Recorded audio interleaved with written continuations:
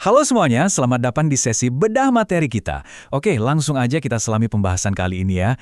Hari ini kita bakal melakukan semacam perjalanan luar biasa nih, buat ngebongkar kebenaran yang, jujur aja, sering banget disalahpahami soal adat dan tradisi Batak. Kita kan sering ya ngejalanin tradisi ini di kehidupan sehari-hari, tapi pertanyaannya apakah kita benar-benar paham maknanya? Nah, siap-siap, karena kita bakal mengembalikan makna asli dari warisan budaya yang super keren ini. Untuk agendanya, kita punya 5 poin nih. Pertama, hakikat dan tujuan adat. Kedua, memahami Dalihan Natolu. Lanjut yang ketiga, meluruskan istilah sehari-hari.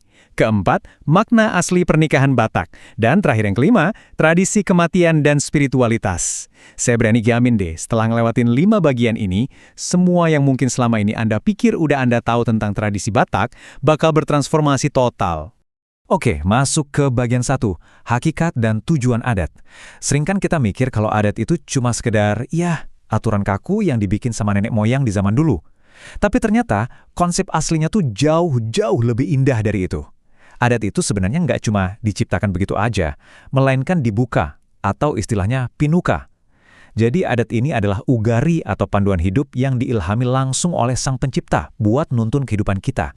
Ada satu pepatah yang maknanya dalam banget. Bunyinya gini, sinuan bulu sibahen nalas, suan uhum dohot anat sibahen nahoras. Kalau diterjemahin, pepatah tadi itu artinya kurang lebih kita nanam bambu buat dapat kehangatan, tapi kita nanam hukum dan adat buat nyiptain horas. Nah, ngomong-ngomong soal horas, selama ini kan kita mungkin mikir kalau horas itu ya cuma sekedar ucapan halo atau salam perpisahan biasa kan? Padahal makna aslinya tuh bener-bener beda. Horas itu artinya keras, kuat, dan piar.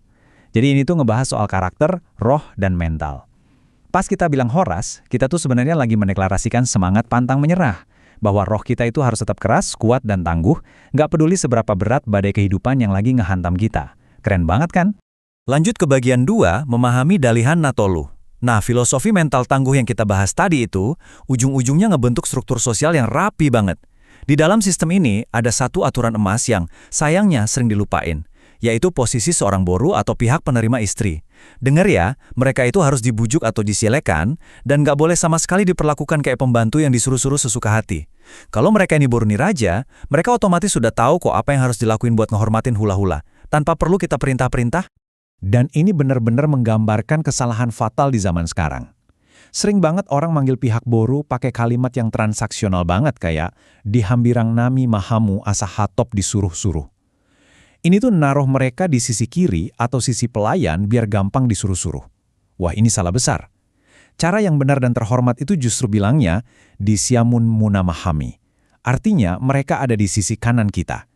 Sisi kanan ini adalah simbol penghormatan dan kedekatan, bukan posisi buat pesuruh. Terus, gimana kalau ada orang di luar suku Batak yang mau masuk ke budaya ini? Kita kan sering dengar tuh soal tradisi kasih marga. Nah, perlu dilurusin nih. Ngasih marga ke seseorang itu bukan cuma urusan nambahin nama baru di KTP mereka ya. Lebih dari itu, pemberian marga itu benar-benar jadi gerbang utama supaya orang tersebut bisa masuk dan ambil peran di dalam ekosistem Dalihan Natolu yang harmonis ini. Ibaratnya tanpa marga, ya mereka nggak bisa masuk ke segitiga kekerabatan itu. Oke, sekarang kita geser ke hal yang lebih praktis di bagian 3, meluruskan istilah sehari-hari. Kita bakal bahas ini agak cepet ya. Anda mungkin bakal kaget pas tahu seberapa banyak istilah bahasa Batak sehari-hari yang ternyata salah kaprah penggunaannya. Dan kita bakal lihat gimana cara kita berbahasa itu sebenarnya nyambung banget sama nilai-nilai asli budaya kita. Coba deh ingat-ingat, seberapa sering kita dengar orang manggil istrinya dengan sebutan ripenta. Padahal istilah yang benar dan jauh lebih menghargai itu adalah inanta. Terus kadang kita suka nyampur bahasa pakai gaya modern gitu. Bilang komplit mabahin hamu pas acara penyerahan adat. Padahal kata yang pas buat ngomongin kesempurnaan adat itu adalah singhop. Nah, satu lagi yang paling sering keliru. Pas nyanyi dari buku ND 353 ayat 2, banyak yang nyebut marningot. Padahal lirik aslinya itu marnihot. Tuh kan, detail-detail kecil kayak gini nih yang nentuin keaslian budaya kita. Masih soal bahasa nih, ada aturan tata bahasa yang seru banget soal awalan yang jujur aja sering banget dilanggar. Aturan bakunya gini, awalan itu cuma boleh dipakai buat kata dasar yang huruf depannya P, B, atau M. Kalau buat kata jauh atau dao, itu jadinya dumao, bukan dao. Tapi kesalahan yang paling sering kita dengar itu kata holong. Secara tata bahasa ini salah total loh.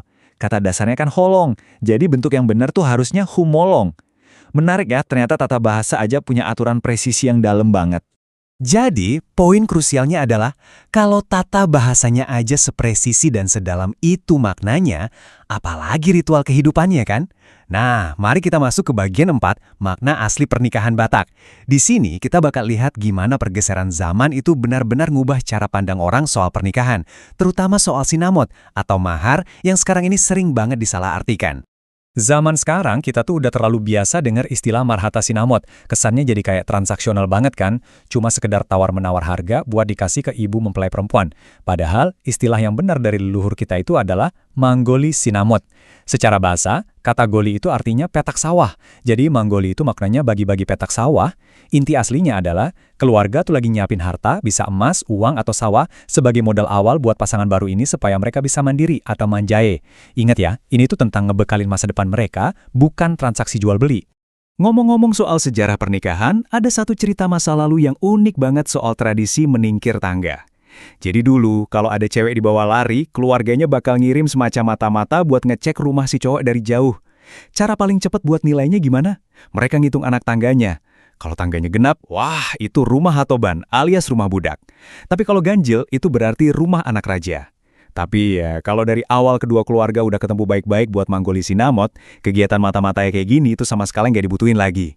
Mari kita lanjut dan lihat gimana proses ini terbangun. Secara sejarah, pesta unjuk itu awalnya sering diadain di halaman rumah mempelai wanita yang namanya dialap jual. Tapi, seiring berjalannya waktu, tradisi ini geser dan sekarang sering banget pestanya diadain di pihak pria yang disebut ditaruhun jual. Nah, karena pestanya pindah ke pihak pria, muncullah kebutuhan buat tahap ketiga, yaitu paulak une. Jadi, setelah pestanya kelar, pihak pria itu harus balik lagi nengokin keluarga wanita buat menyempurnakan hal-hal yang mungkin aja belum sempurna pas pesta tadi. Ini benar-benar nunjukin bentuk tanggung jawab dan rasa hormat yang luar biasa.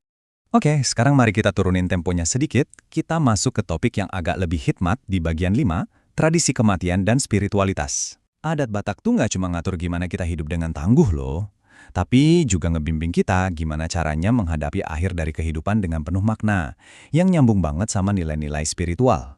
Ini menarik banget, lihat gimana tradisi ini berevolusi dari akar masa lalunya. Dulu tuh ada praktek namanya sidondon tua, di mana orang-orang bakal ngelilingin jenazah, terus lari ke dalam rumah, tujuannya biar roh yang meninggal itu tetap tinggal di situ. Ini sebenarnya berasal dari akar kepercayaan kuno. Tapi sekarang, spiritualitas itu udah selaras sama iman Kristen, salah satunya lewat pemakaian ulos.